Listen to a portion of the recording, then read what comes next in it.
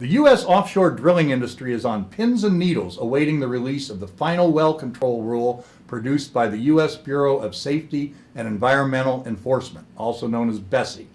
The industry spoke as one last year that the rule, which ExxonMobil calculates will cost $25 billion, is overreaching, impractical, unnecessarily expensive, and in many cases not technically justifiable. The rule contains more than 500 changes to current regulation. But Greenpeace evidently likes it.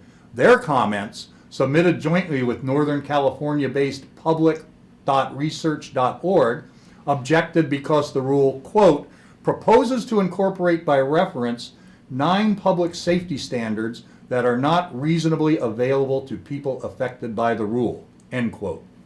These copyrighted API documents are available for review, but not for free download.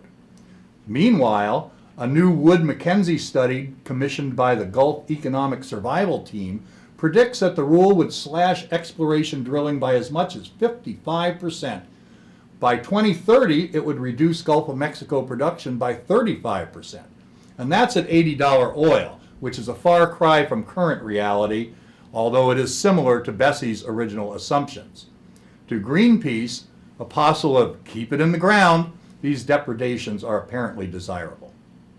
Most of us think otherwise. We've lost plenty of jobs already, and Wood-Mackenzie forecasts that the rule would put at risk up to 180,000 jobs, mostly in Louisiana and Texas.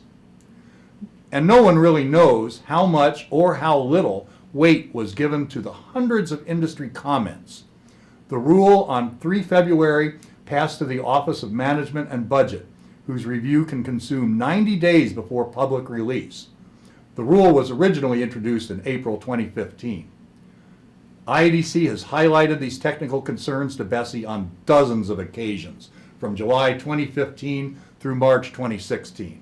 Dictates on BOP systems and equipment will impact drilling contractors the most, despite a recent painstaking revamp of API Standard 53, blowout equipment systems for drilling wells. Dozens of seasoned experts collaborated on the 3-year API 53 project. Yet a handful of BSEE staff heaped unjustifiable additional requirements atop the already stringent API 53. Further, BSEE's proposed requirements are worlds away from standard international practice, so much so that the rule might constitute a technical barrier to trade. Equally worrisome, particularly from the operator's perspective, is the rule's prescriptive mandate on drilling margins. BSEE requires a 0.5 pound per gallon overbalance and calls for suspending drilling when this margin can't be maintained. Well, the vast majority of successful deepwater wells could not be authorized under this rule. As one commenter noted, quote, the proposed language has no articulated basis and does not allow for variances commonly seen. The interpretation of the new regulation is that drilling must stop when lost circulation occurs, end quote. And that's not all, folks. The rule, as originally written, will impact inspection and mechanical integrity, real-time monitoring, use of standards, casing and cementing, and containment.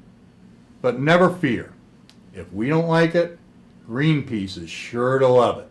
Thanks to all of you. Stay safe, keep turning to the right. And thanks to Alan Spackman at IEDC for his help with this column. Bye.